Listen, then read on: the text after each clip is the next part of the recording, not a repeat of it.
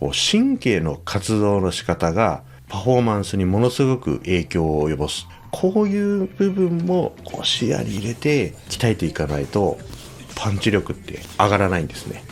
とっても大事なところです。変な言い方ですけど、なんかね、特別な力を得たような感覚にすらなる。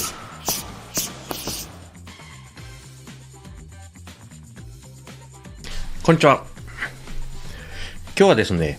YouTube に先日アップした脇の締めについての、解説動画についてコメントいただいたんですけれども、このコメントにお答えすることで皆さんの体を効果的に使って威力を最大化するということについての大事なヒントをお伝えできるんじゃないかなと思いますので、この質問にお答えする形でいろいろ解説をしていきたいと思います。で、その前にですね、我が終鉄チャンネルなんですけれども、おかげさまでチャンネル登録者なんと3万人を突破いたしまして、皆さんいつもありがとうございます。なんとね、3万人という夢にも思わなかった登録者数を達成することができました。これはね、身体操作に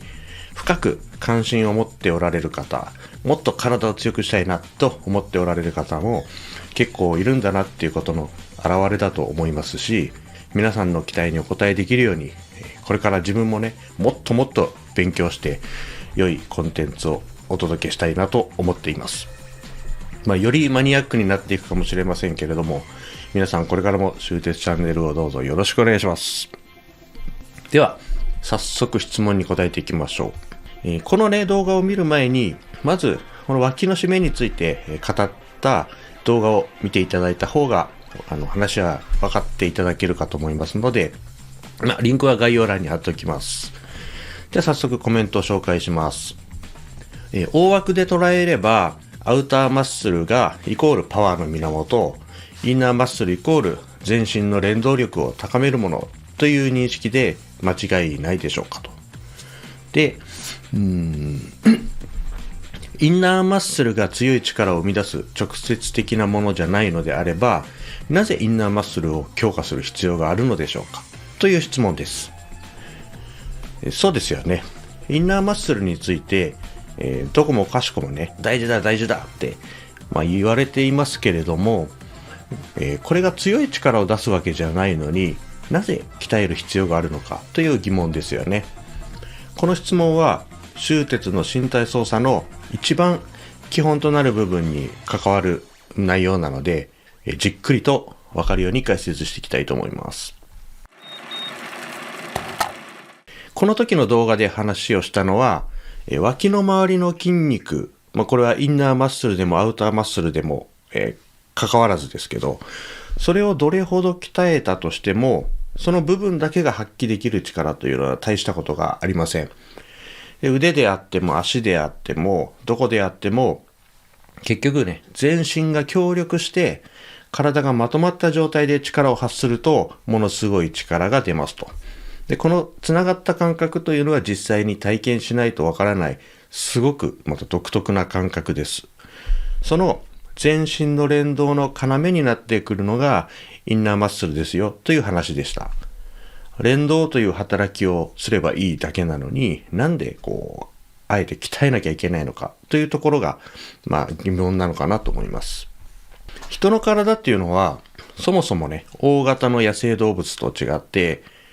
強い力を生み出せるような身体構造になっていません。で、僕らの体が優先的に設計されているのは2本足で立ち上がるっていうことですね。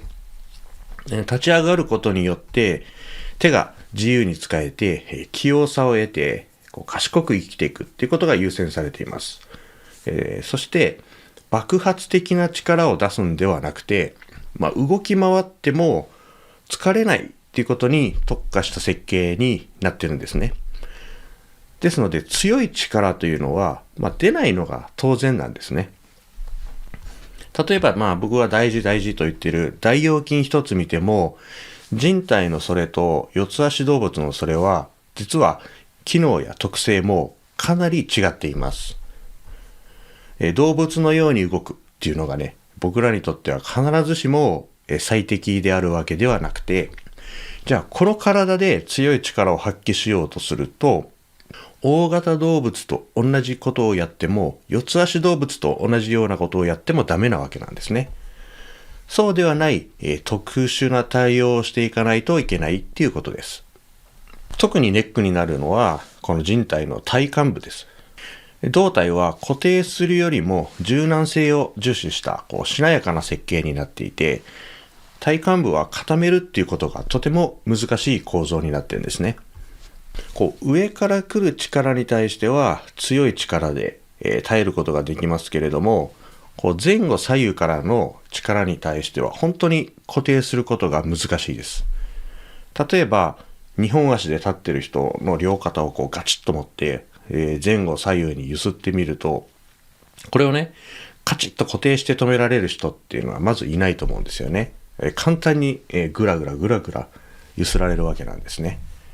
で、体幹部の不安定さを補うことによって何が生まれるかというと、上半身と下半身のつながりが生まれて、体全体が効率的に力を出すことに対して働くことができるようになります。部分的な力と大きな差が出るわけなんです。その全身の連動を作る上でとても大切な働きを担うのがインナーマッスルになります。特にこの体幹部のインナーマッスルが重要です。では、このインナーマッスルを鍛えることに意味があるのか。僕が修鉄で会員さんにね、いつも伝えている2つのポイントがあります。しっかりと理解してください。一つは、インナーマッスルをしっかり鍛えること。そしてもう一つは、インナーマッスルをちゃんと使えるようになることですね。この2本柱が両方重要です。そして、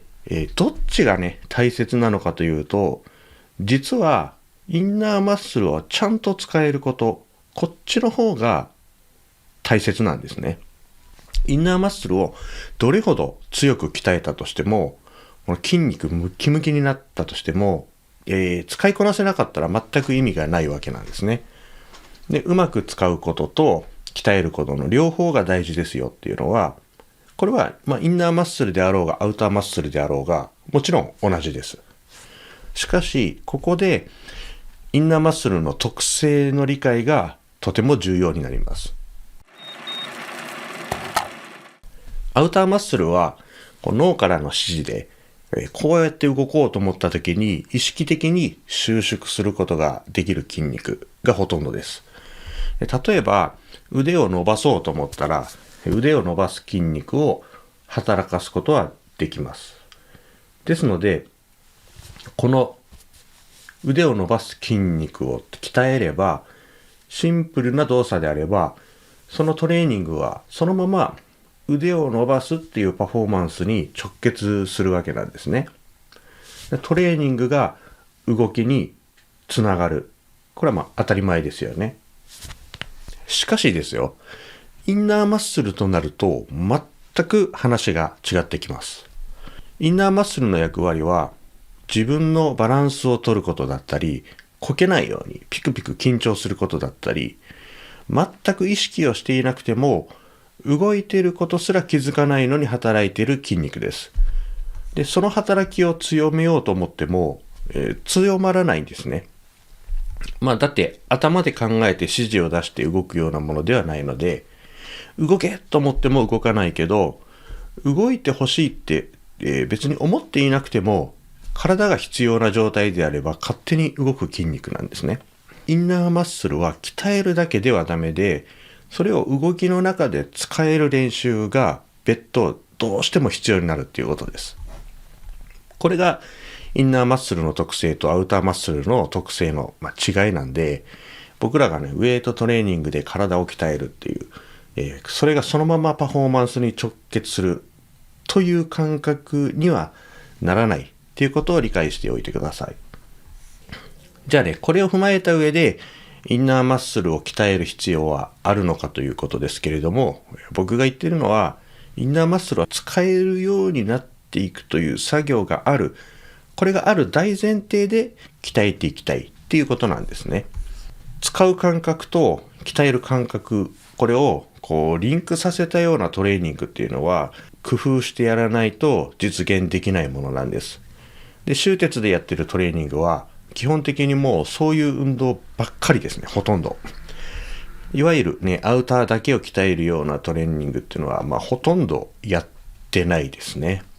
そういうトレーニングはね、もう皆さん基本的にご存知なので、イメージするトレーニングで鍛えてもらえればいいんですけど、終鉄の稽古会ではそうではなくて、中と外の連動が念頭にあるようなトレーニングばっかりをやってます。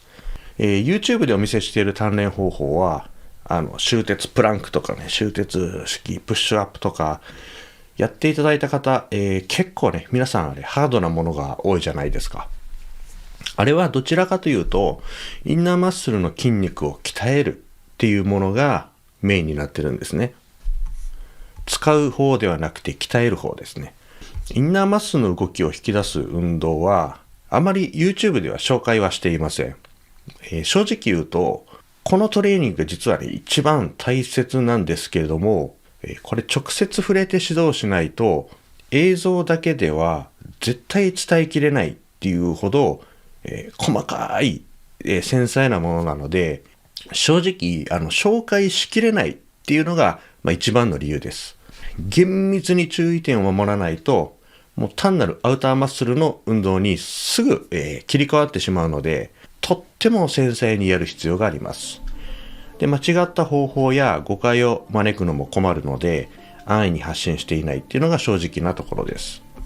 ただし、もうね、基本中の基本として、終鉄の伸びる練習っていうのは、これはこの動きを引き出すっていうことに直結しています。だからこそ正確にやってもらいたいなと思っています。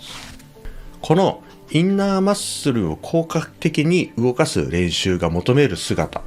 で、これこそが以前動画で紹介したテンセグリティ構造なんですね。この動画もめちゃくちゃ大事なので、まだ見てない方は、概要欄にねリンク貼っておきますので、ぜひ見てください。テンセグリティ構造の整った状態っていうのは、正しい姿勢、軸が整った姿勢、中心がある姿勢、こういうものと全部つながってきます。全身の連携を作り出す上で一番無駄がない姿勢になっているんですね。だから終鉄では姿勢をとっても大切にしますし、厳密に考えていかないといけないわけなんですね。筋肉とか腱とかね、筋膜とか、この引っ張り要素によってテンセグリティ構造というのはバランスを保ったまま強い構造にしていくことができるので、そのためにインナーマッスルの筋肉の強化っていうのはとっても役に立ちます。逆にテンセグリティ構造でバランスが取れてないいびつな状態で筋力を鍛えたとしても、それはね、もういびつさが増幅されるだけだったりするので、技の威力には結びつかなくなっちゃうんですね。バランスが取れた状態というのがどうしてね、インナーマッスルの働きを効率化するのかっていうと、これは神経系の働きに関係してきます。我々の筋肉というのは神経が適切に働かないと収縮しないんですね。これはもう当たり前ですよね。筋肉がどれだけ強くても、その筋肉に働けっていう指示を出す機能が最適化されていないと、その筋肉は十分なパフォーマンスが発揮できないわけなんですね。そうするとですね、実は筋肉に、先立って神経の活動の仕方がパフォーマンスにものすごく影響を及ぼす。こういう部分も視野に入れて鍛えていかないとパンチ力って上がらないんですね。こことっても大事なところです。テンセグリティ構造が整った状態は、すなわちインナーマッスルがスムーズに動く状態で、それを実現するための神経反応が適切に起こる状態なんですね。この状態ができて相手に力を出した時のその感覚は、普通の力でやった時の感覚と全然違いますし、この変化はね、本当にすごいって思うと思います。変な言い方ですけど、なんかね、特別な力を得たような感覚にすらなるという、そんな感じです。インナーマッスルのトレーニングを有効なものにするためには、常に姿勢のあり方も追求していくということを頭に入れておいてください。以上です。ありがとうございました。